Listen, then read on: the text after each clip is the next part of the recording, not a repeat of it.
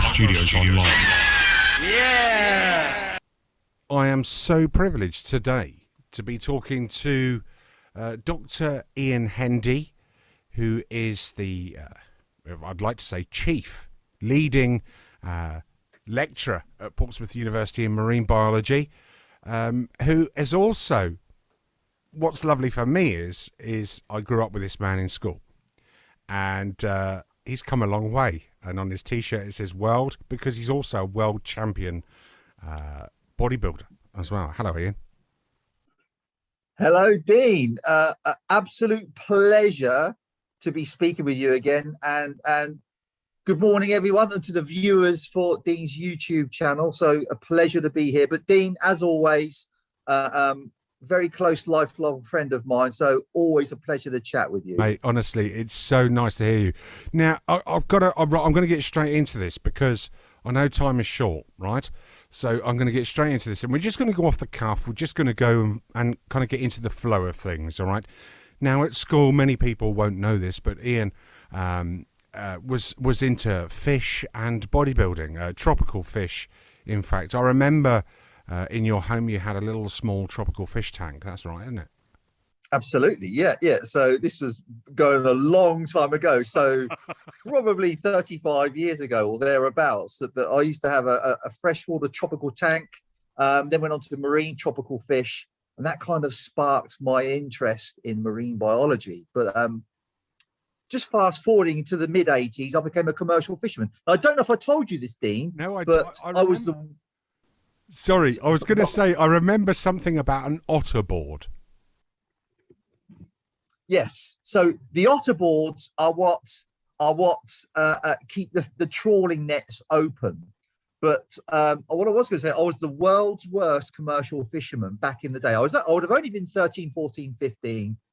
And my boss at the time, and a very apt name for a fisherman, his name was Moses.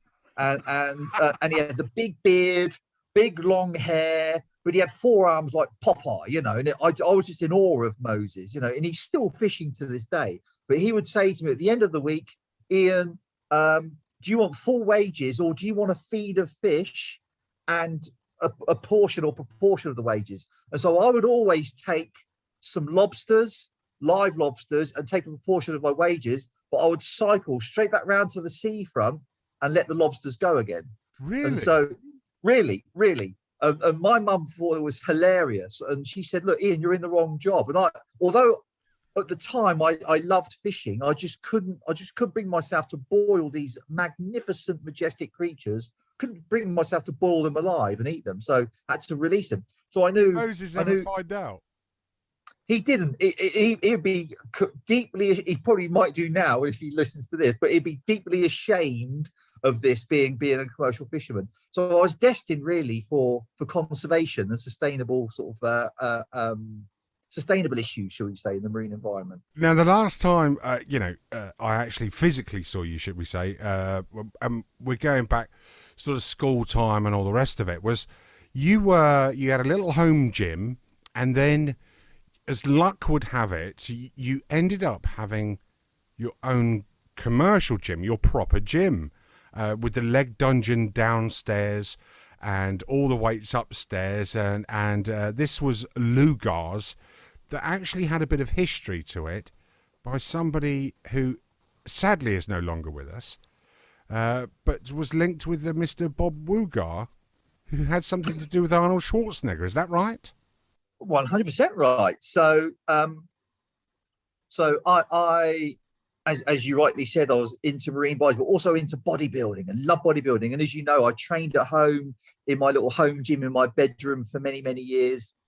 And then I reached 14 years old and thought, you know what, I want to progress my training, and just walked into this, what they call a backstreet gym. So it's the epitome of an iron gym. You know, you'd go in there and it would be a mystery, you know, but for me, I was never intimidated by it. And this gym was called Bob Walger's gym.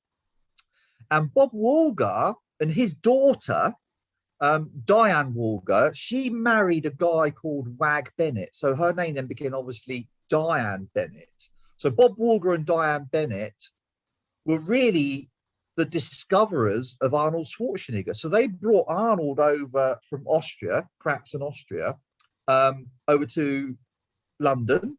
And so Diane Bennett lived in London, but Bob still had a series of gyms in Portsmouth, and particularly the one that I still now own in Helier Road. And Arnold Schwarzenegger came over and stayed with them for about 2 or 3 years, on and off. And so that was kind of the pedigree and the history of our gym. And to this day, in fact, Arnold and I, we do know each other. We've met several times, and I've told him about that I own Bob Woolger's gym. And it was a very surreal moment when we in California, traveling over there, having banter with the Terminator. You know, that was really that was a red letter day, shall we say, with Claire and I. We went over there, and there was Arnold with his arm around me, and I was joking with him, saying that, you know, when he was training there, I was not even born, you know. I was just like and he was punching me in the stomach as I was saying it, and yeah, it was a lovely moment. But did you think? Yeah, sadly, Bob Woolger's not. Sorry, Dean, say that again. Yeah, no, he's no longer with us. But there was a lovely piece of memorabilia in his gym. Is that right? To do with Mr. Olympia. Am I right in thinking this? That Arnold gave him his final Mr. Olympia trophy, his 7th title or something like that? Yeah, well, actually, Arnold still contacts Diane Bennett even now. So Diane Bennett is Bob Woolger's daughter. So almost on a weekly basis, Arnold, he's never forgotten his past and the people that helped him. And so Arnold on a regular basis will contact Diane, but they still have all the memorabilia from Arnold's past with his training equipment that they still have in the gym that they have in Portsmouth. But ultimately as well, some of the trophies Arnold has given to Bob Woolger that Diane still has in her gym that's on proud display. So Arnold, you know, although he's one of the most famous people on the planet, has still got time for the people that helped him out years and years ago. Absolutely. So this young lad into Whitney Houston, right, going to Mayfield School in Portsmouth, is now training, and if I'm not mistaken, you were offered the opportunity by Bob for him to train you as well later in life, which you declined, if I remember rightly, and you just set about your way with your commercial fishing, which obviously didn't work because you returned everything, which is a good thing. And then ultimately you end up on this path. You meet one of your idols. Firstly, what was that like for you? So what, meeting Arnold, or, yes, or for you at that time, what was it like? It was like having an out of body experience. You know, I to be honest with you, actually rewind to the mid '80s. I met Arnold back then in Portsmouth, but I was too starstruck. I would have only been 14 or 15. And I was too starstruck to say anything to him. You know, it was, there's this guy he's on my bedroom wall on a poster, and he was on the TV in the cinema, and there he is, you know, in the gym, you know. And then fast forward up until about 6-7 years ago, when I met him again, introduced myself, it's like I knew him, and because I introduced the gym to him and Bob Woolger, then we just hit it off, and we spent a good half hour, 40 minutes chatting. Oh, well, that's amazing. That is amazing. So you then continue to train. You decide to bin the commercial fishing and focus on the gym, of which I remember attending. Right, I remember attending a few times. And I don't want to let too many things out the bag, but let's just say there were a few jokes played at the time. You know, we were young guys and, you know, trying to get fit. You carried on with it. I didn't, unfortunately. And I remember you just training people and protein drinks being everywhere and people just grunting at everything, you know. And you carried on with that. And you started competing, but... And this is really important, I think. Naturally, no steroids, no additives in that respect, no drugs, nothing. Naturally, you did this. 100%. So here's the thing. And this comes to the fishing as well. So the commercial fishing, the gym life. I'm a great believer. If you truly love what you do, you never work a day in your life. I know it's a cheesy saying. Everybody knows that saying, but it's true. This is true, yeah. But the thing about that, it's not a job. It becomes something else. It becomes your vocation. So I never have that Monday morning feeling. You know, I don't have that, oh, great, it's the weekend, or, oh, it's Monday. I don't have that because I genuinely love what I do. Genuinely love it. And so for that, I don't consider myself lucky. I just think it's the path that I've always chosen. But if you do commit to that, you commit so much hard work into it because you don't mind working endlessly on that particular project. So it becomes a vocation. And so with the gym, it became part of my DNA. And I ended up buying Bob Walger's gym. This would have been in 1992. So I would have been 21. So I was very young. So this was after my failed commercial fishing career. Although I loved it and it was great. Release program, it was fantastic. Yeah. So it was a catch and release program, self-funded. But I knew commercial fishing wasn't for me, even though I was enthralled and captivated by nature. I remember watching back in the 70s the Life on Earth programs by Sir David Attenborough and all of these programs. Just loved it. But I knew there was more on that side of it for me, but I didn't know what. So I just buried myself into bodybuilding.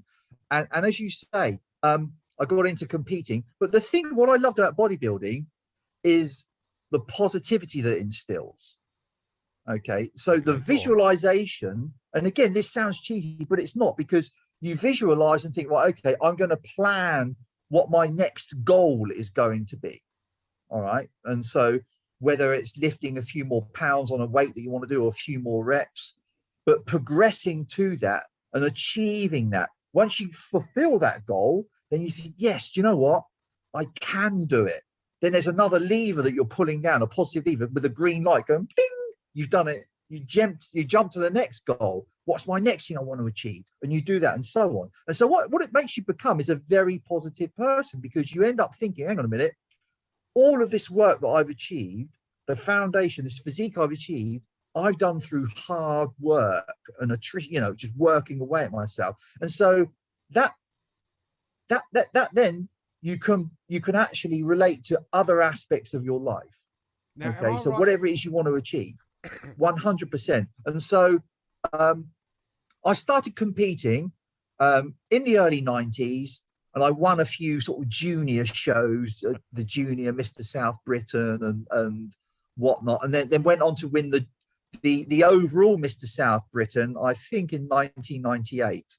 Now, at the time, there were lots of competitors that were like, Ian, wow, you won the whole show, you won the overall, and are you going to go for the Britain? Are you going to go for the Mr. Universe contest, which was my next steps? And at the time, they were saying, look, Ian, and this is rather controversial now, but let's get out in the open. And they were like, look, Ian, for you to be on a competitive stage with these guys, you're going to have to take steroids, growth hormones, insulin, all of these different hormones, which I just genuinely wasn't prepared to do.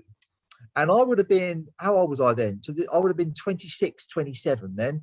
And so I became a little bit disillusioned, not with bodybuilding, but with competing. And I just said, you know what? I'm not going to compete anymore. I'm just going to carry on training, run my gym. Then I hit 30 years old, and thought, you know what? I'm going to go and do a degree. And this is how naive I was at the time. So I rang up the university, Open University, said, I want to do a marine biology degree. And they said, what GCSEs have you got? I didn't have any. And so I thought I could just go and do a degree. I think that's why we were friends. Yeah, absolutely. Yeah. So because I should say, I left school really before the exams came up. So I wanted to become a commercial fisherman. So I left school without any qualifications. Yeah. So this was going back in, when was that? 88, 1988? 88 that was, yeah. No, 88, yeah. So I left school before my exams. I did one exam, I think it was art, and I got a B for my art, and that was it, you know. So the rest of them I just didn't do. But my mum was always very supportive, and she said, look, Ian, no matter whatever you do, you're going to work really hard at what you do. So I'm not going to stop you. So she kind of just gave me free rein to do what I did. And so I became a commercial fisherman. That didn't work. Then bought the gym and then just immersed myself into that. But fast forward to then 30 years old, Ian, after 10 years of having the gym, I thought, you know what? I'm going to go and do a degree. Couldn't do it because I didn't have the baseline qualifications of the GCSE. So I had to go back to college. So I went back to Highbury College in Portsmouth, on the outskirts of Portsmouth, and did my maths, my English, GCSEs, and then my A-level chemistry and biology. So I did that. I did all of those four things in 9 months. And actually won. I was really proud of myself for this because as a mature student, because I wanted to learn this time, I really wanted to knuckle down. And because of my applied background of goal setting with the bodybuilding, I just applied the same template and strategy to my education. And I actually received an outstanding achievement award and I was getting 100% in some exams. You know, this was the Ian of the previous academic that didn't want to know at school. And so I loved it. And then did my degree in 2003, finished at 2006. So I stayed at Portsmouth because of the gym. So I was anchored. So I still worked full time at the gym, but still managed to do the degree at the same time as well. And so the degree paid me through my education. The gym paid me through my education for the degree. And that was fantastic. Then in my second year of my degree, I then went to Honduras, Central America. And that was to do my third year dissertation. So I looked at coral reefs and the impact of those corals in what we call invasive seaweed that overgrows the corals. And so this then gave me my love for tropical ecology. And so finished my degree in 2006. And on the day of my graduation, my project supervisor, my undergraduate project supervisor said, Ian, do you want to do a PhD? And I was literally, that's how it went. My mum was with, my brother was with me on the graduation. I said, yeah, why not? And he basically plonked a load of books in my hand there and then. I went, right, I want you to read those. And your PhD is going to be based in Indonesia, looking at the mangroves. And so I spent the next 6 years after that to 2012 working in Indonesian mangroves in a place called the Coral Triangle. And yes, it is exotic as it sounds. Indonesia is stunning, not only beautiful for the people that are just absolutely amazing and so welcoming. They're beautiful, beautiful community of people. Whereabouts in Indonesia were you? I mean, I've travelled to Bali. I've been fortunate enough to go there, and it is, like you say, the people are fantastic. The culture is wonderful. The food is great, except on the street stalls. But apart from that, the water, I mean, when you're in the sea and it's the same temperature as the air and all you can feel is a plimsoll line rolling up and down your body when you're sat on a surfboard, for example, that's the weirdest feeling ever. But whereabouts were you in the Indonesian islands? So I was based in a place called Southeast Sulawesi. So if you were to think of the main island Indonesia is made out of something like, is it 17,000 islands or small islands? It's a massive archipelago. Yeah, huge. And so I'm going more towards Australia and Papua New Guinea. So I'm right out in the middle of the sticks. Okay, in a band of islands called the Wakatobi Marine Park, and so it's the second largest marine park in Indonesia. It's about 1.2 million hectares of area. And the actual island is called Hoga Island. So I was based on there. It's literally uninhabited. There's no roads. It's just a research facility for scientists wanting to do ecological research, right slap bang in what they call the Coral Triangle, which means it's the center of marine biological diversity. So as you say, it's beautiful. sometimes you get these cold rains that would come in, and we would jump in the sea to warm up. You know, that's how warm the oceans are. And the biodiversity in the oceans match the biodiversity on the land. The place is like no other. You know, it's stunning, absolutely stunning. So you're there doing your PhD for 10 years, yeah? Well, I did it for 6 years. My PhD was 6 years. But I stayed out there for a further 4 years, working on and off each year. You know, so I would go out in the summers, come back, write my research up, and go back again. And so, all told, I've been out there for about 10 years in Indonesia. Even been fortunate enough to make National Geographic documentaries out there based on my research, which was fantastic. What's the name of the documentary? Sorry, no, come on, let's talk about this. What was the name of the documentary? Do you know? So the name of it's a 3-part documentary. It's called Bewitched by the Moon. So I believe you can find it online, but it was aired in America and it was aired in Europe. And I was told actually that over 250 million people in America watched it. You know, so when you think about outreach and impact for your research, that's really what you want to do, is get that public outreach, connecting the dots between the science and the general public, which is what I'm really, really passionate about. How did it feel when you heard that statistic? Blown away. Even when I say even now, I'm still blown away by that. You know, and this was really about some of my research where I look at the impact of habitat fragmentation, so the destruction of key ecosystems. So I look at a mangrove forest, and for those that don't know, everyone, a mangrove forest is a forest that grows in tropical coastlines. All right, so these are very strange forested ecosystems where trees will grow in salt water. But so this like means roots are at the top of the water, aren't they? Yep. So the roots are above the sediments. So this enables them to get in extra oxygen.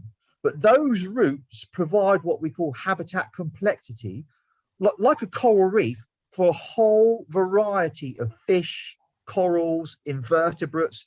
So what you'll see, because they're in the confluence between the land and the oceans, you see this crossover of aquatic animals and land animals all interacting in the same place. So it's a really strange ecosystem, really strange. What I did was look at the impact of mangroves to the impact of that on the biodiversity and how we can improve that. Sorry to interrupt in that moment, but what I'm quite passionate about is the fact that if you look at what you're saying with regards to mangroves and corals and all this, do you think the mangrove's been overlooked? Because a lot of people focus on coral reefs, things like that, you know, and actually what you're saying is, if it wasn't for the mangroves, some of these corals wouldn't actually exist. Is that right? Absolutely right, 100%. So in science, people will look at a particular species for restoration, which is fine. Now, I'm going to use a strange analogy now, and I'm going to go back to my gym analogy of if you trap a nerve, and let's say you trapped a nerve and you got a bad sore shoulder because you trapped that nerve, all right? But what you tend to do is rub your shoulder because your shoulder hurts. But the pinch point of that trapped nerve will be in your lower back. So you need to treat the lower back to stop the pain in your shoulder. So what I'm trying to say is, most people will say we need to do, or most scientists, let's do some coral restoration. Now, if you're not treating the pinch point, the corals are never going to be restored. All right. So in other words, what you need to do is look at the whole ecosystem approach.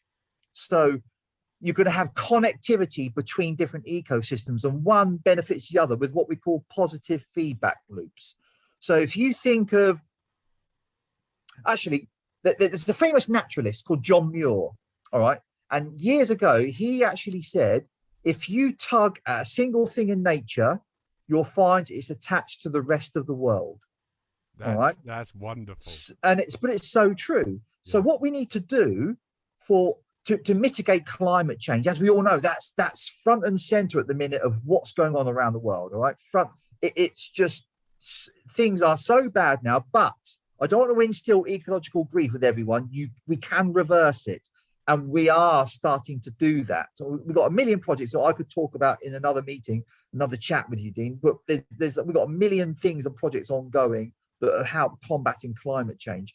But mangroves are key essential ecosystems, because if you think of a tropical rainforest on the land, a mangrove per unit area, let's say a size of a hectare, so a football pitch, right? Yeah. A mangrove can store up to about 5 times the amount of CO2 in the atmosphere in its soils compared to a tropical rainforest.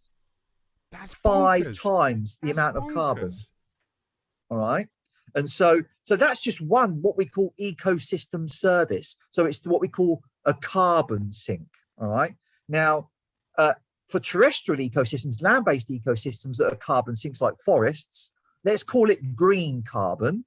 But in the marine environment, it's known as blue carbon. So a mangroves are king, or the king of the blue carbon sequestration ecosystem. So they can store up to about 5 times the amount of carbon biomass. So they're great carbon sinks. Now, here's the thing as well. What else do we hear about climate change? Ocean acidification. Now, if you've got vast amounts of carbon in what we call, so we're going to get a bit scientific now. In what we call the dissolved inorganic carbon form, all right, so the very tiny particulate organic carbon, it actually creates a more alkaline environment. So what that means is it actually increases the level of the pH, so it reduces ocean acidification. Neutralizing it. So it neutralizes it, as you say. So you've got acid and bases, so it neutralizes ocean acidification by up to 20 kilometers out into the ocean. All right. But we're losing 2% of mangroves a year. We're losing 2% of mangroves. So, but remember, when we talked about the trapped nerve analogy, so if you've got intact mangroves, if you've got intact seagrasses adjacent those mangroves, then intact coral reefs, what you have is what we call a robust and resilient future for the ecosystem. All right. So it gives this positive feedback loop. Now, what we're talking about here, what we call ecosystem services. One of those is the carbon drawdown for mitigating climate change, but also remember the root systems that we talked about above the sediments of mangroves. That creates what we call a complex habitat complexity. So that's driving the biodiversity for juvenile and nursery spawning grounds for fisheries, for commercial fisheries. Because if you've got all of the root systems and you've got the small gaps where the baby fish are living, if you're a big predator, like a big, I don't know, a tarpon, or a big predatory fish that you get in Mexico, or a big barracuda, trying to get at the small fish, you can't get at those fish because they're in the small spaces between the roots because the fish is too big. So what it does, it reduces predator-prey interactions. And so it increases the biodiversity of the local fisheries. So therefore, you'll have a greater abundance of herbivorous fish. Okay, so prey fish. Herbivorous. So they eat things like algae, all right? And so when they grow older to their older juvenile states, they then venture out onto the coral reefs, which they then crop the algae off the corals and keep the coral reefs healthy. So this increases the hard coral structure of the corals. So it's a win-win situation. It is a win-win situation, and it makes a change to hear something that is a win-win situation, because unfortunately, media, as we know, is not very positive. You know, no matter what we look at, it's always doom and gloom when you put on the TV. And what you've just done is actually given myself, as well as the person who's watching this, I got goosebumps thinking about it, a little bit of like, oh, okay. So we're not, fully drowned and all the rest of it. We can do something about this. We can do something about this. Yeah. In actual fact, here's a stat for you. Here's a really interesting stat. Okay. So bear in mind, mangrove forests are the king of carbon stores in the marine environment. All right. But we're not even talking about salt marsh, which are the cold water equivalent of mangrove forests. We haven't even mentioned about seagrass habitats that also store incredible amounts of carbon. And we haven't even talked about kelp forests that also store significant amounts of carbon and create biodiversity. So we just talked about mangrove forests there. But if we think about macroalgae, so things like kelp and seaweeds, all right, now, here's a really important stat for you. If we were to create an area the size of, in the ocean, all right, the size of 140 UKs, think of that area in the ocean, all right? And if we created a seaweed farm that size, you could reverse the whole impact of climate change.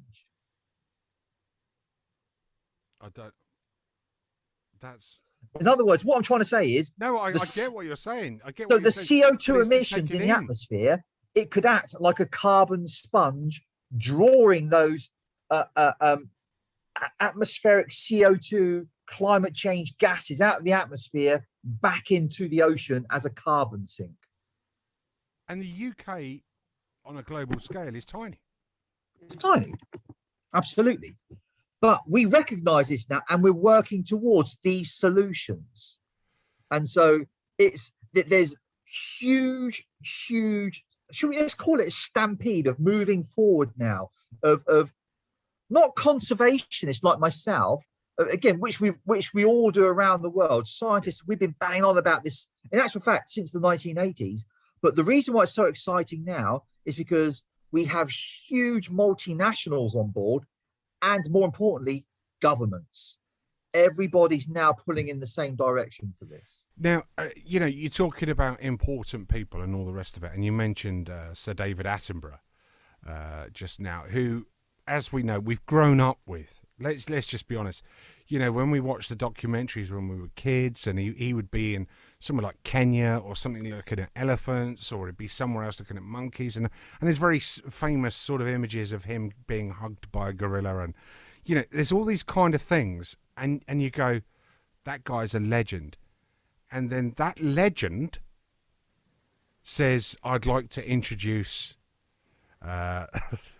the leader, the world's leader, best knowledge, whatever you want to call it, the world's leader of kelp forests, Dr. Ian Hendy. I'm like that. What? Hold on a minute. This is the bloke I went to school with. Yeah. So, how does that make you feel? Come on. Very special, and actually, to my actual kelp colleagues that are seaweed experts, it makes them resent me because I'm a mangrove ecologist and I work on seagrass beds. So I dabble in kelp, but for Sir David Attenborough to call me, the expert on kelp is great, because I always rub it into my esteemed and rightly so esteemed seaweed friends that have spent their life writing books on seaweed. For Sir David Attenborough to call me the expert on kelp is fantastic. So on the south coast of the UK in Sussex, so this is an area spanning a place right next to Portsmouth called Chichester, spanning up to Brighton. So this is a 30-mile stretch of coastline and going out to sea about 2 kilometers. So this is an area of 300 square kilometers. And so I've been appointed as the science lead for the UK's largest kelp restoration project. And so this is called the Sussex Kelp Restoration Project. So this is a group of very passionate, very enthusiastic, brilliant scientists, charities, non-government organizations and companies and councils that got together to actually restore kelp in this area in Sussex. Now, if we rewind 40 years ago, we had extensive kelp forests in and around the UK. particularly in Sussex, we had huge kelp forests. But now, fast forward 40 years, we're at 96% loss of the kelp. So we're only at 4% of what we used to have in Sussex. So we've now got this huge project to restore kelp. Now, the reason why Sir David Attenborough got on board was because myself and this company, along with others, and a company called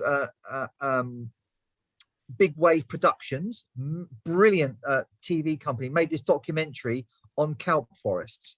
And so they interviewed me on the benefits of having kelp in our local waters, much the same as what we just talked about with Mangrove Forest. So they produced the same thing in terms of, they're not as significant, nowhere near as significant as their carbon drawdown cousins as the mangroves, okay?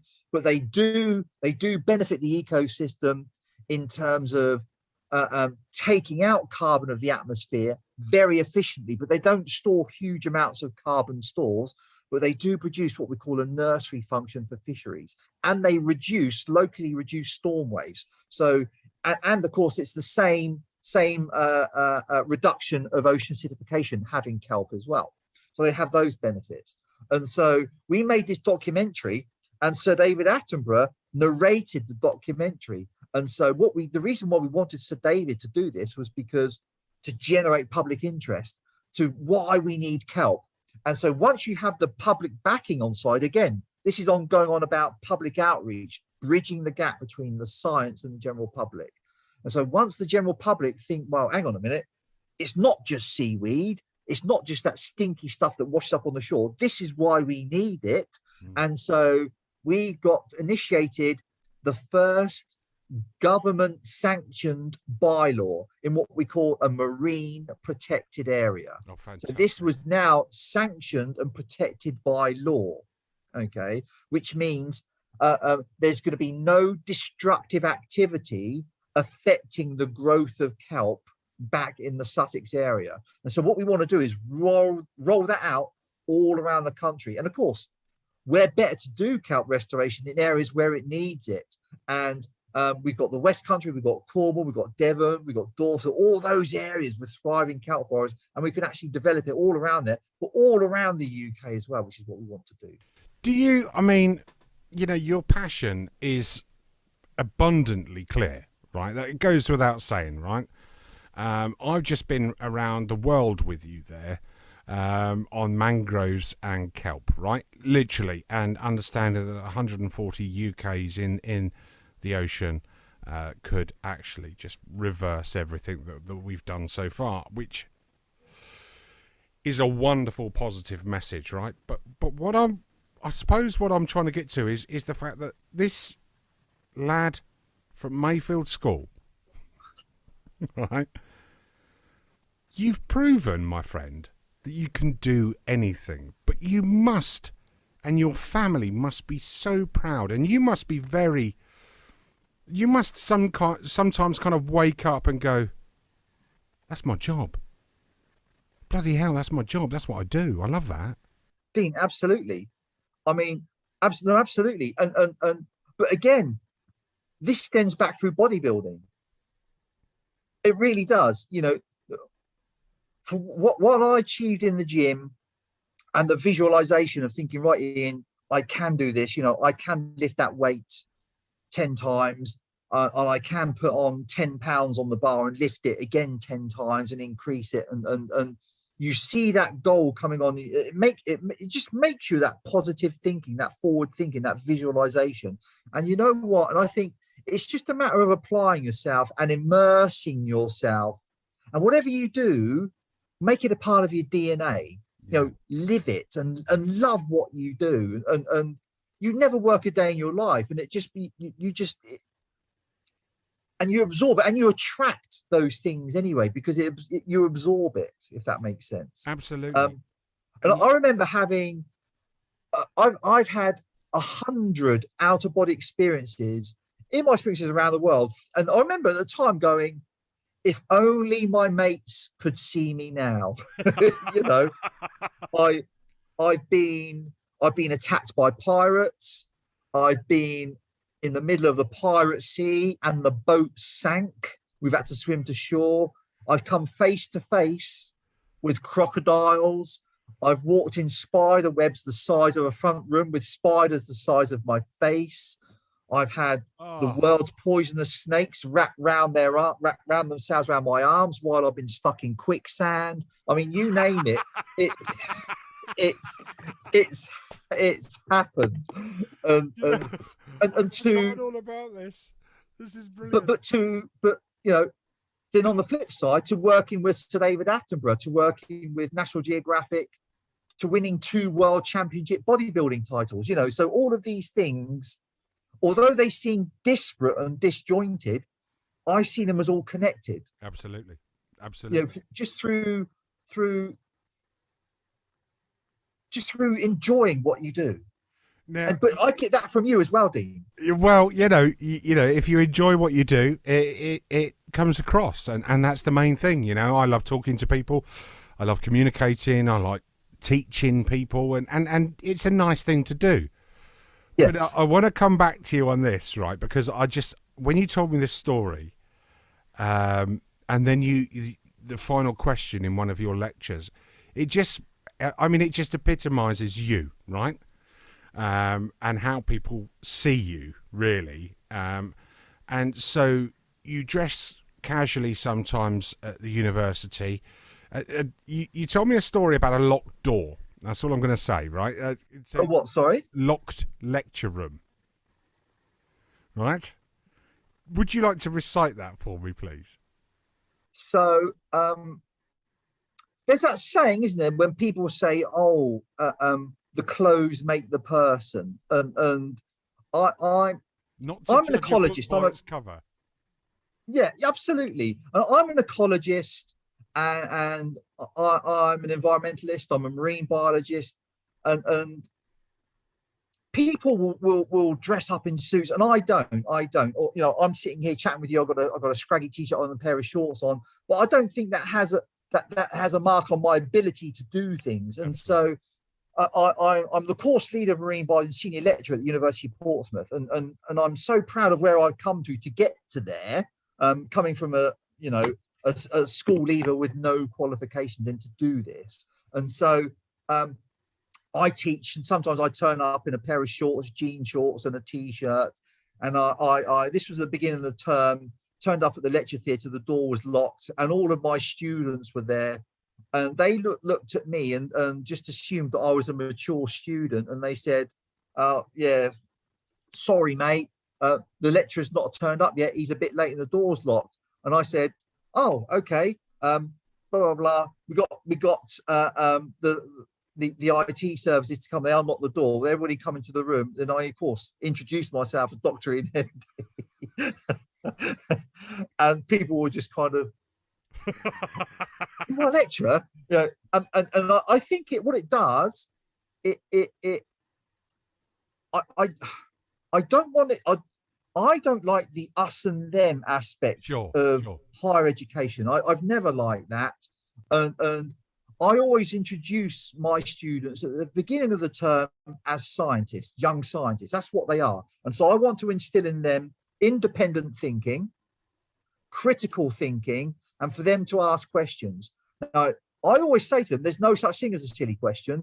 Don't be scared to ask a question. If you've got a question, rest assured, pretty much everybody around you has the same question in their mind, but they're too scared to ask it. So never be afraid to ask questions. And so what I hope I can do is reduce that kind of class, us and them sort of thing going on. So it becomes more of a debate and more of a seminar rather than me spoon feeding them information.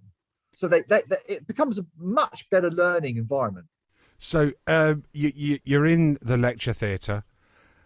You have your young scientists, okay, and you're talking about marine life and so on and so forth. And you ask the young scientists if they've got any questions, and there's one question that just made me laugh.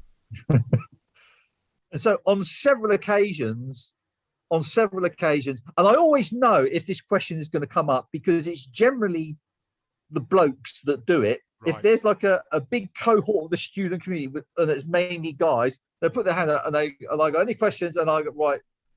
How much do you bench press, sir? Or how much do you squat? So it's often more the case of about the gym. As I always say, look, guys, I'm happy to answer any bodybuilding questions outside of marine biology. So let's all keep this marine biology for the sake of the people that actually want to learn about marine biology. Yeah. And we'll talk about the sport another time. But yeah, that happens quite often. Portsmouth University, just to wrap things up, I think Portsmouth University is huge, isn't it? In so many areas. Yeah, in so many areas.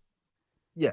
So it's a very sprawling university, beautiful university. But actually, although it's big, we probably have about 25 to 30,000 students. We only have a small community of staff, and so for each different course that we have, whether it's biology, biochemistry, marine biology, we have a very tight-knit community of staff. So we have this really bespoke style of teaching. And so as many people know, the degree spans over 3 years. So the first year, we have this big soup of biologists, so marine biologists, biochemists, and biologists, all together learning the same different subjects, okay? Then as the degree progresses from the second to third year, it then becomes more boiled down to subject specific, okay? So the classes get smaller and smaller and smaller. And so our students come out of their degree as independent scientists with really good practical skill set, because we take them out in the field a lot, and so they love it. Yeah, I really love it. I really enjoy it. You really love it. It sounds strange for me to say this, but very well deserved. Dr. Ian Hendy. It sounds strange hearing it, Dean. I love it, man. I do. I love it. Dr. Ian Hendy, it's been an absolute pleasure. I know you've got a busy time ahead. There's so much more we could talk about, but we will catch up again another day. All I can say is, be proud of yourself, because, the world needs you. And that's the bottom line, my friend. The world and likewise, Dean. The world needs people like yourself, my friend. And I've really enjoyed talking to you. And, just this whole, you've given me hope. And that's nice, and that's what it's about. If we give people hope and a reason to carry on every day and actually go, no, do you know what? This is right. We can do this. We can change things around. We've got to listen to these people that are positive and know their stuff, rather than, whatever outlet there might be. I appreciate your time, mate. I do. Genuinely. Doctor, sorry. Dean, you can call me what you want. It's fine. Okay, Doctor. Dr. Ian Hendy, there you go. He is an amazing person in real life as well. And, keep following him for his good work. That's what I will say.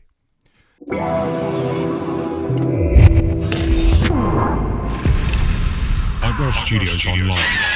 Yeah!